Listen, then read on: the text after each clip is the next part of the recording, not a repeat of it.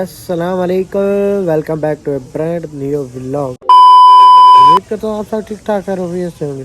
दुआ में याद रख कर मैं मादी व्लॉग, आप देख रहे हो मेरा यूट्यूब चैनल मादी व्लॉग के नाम।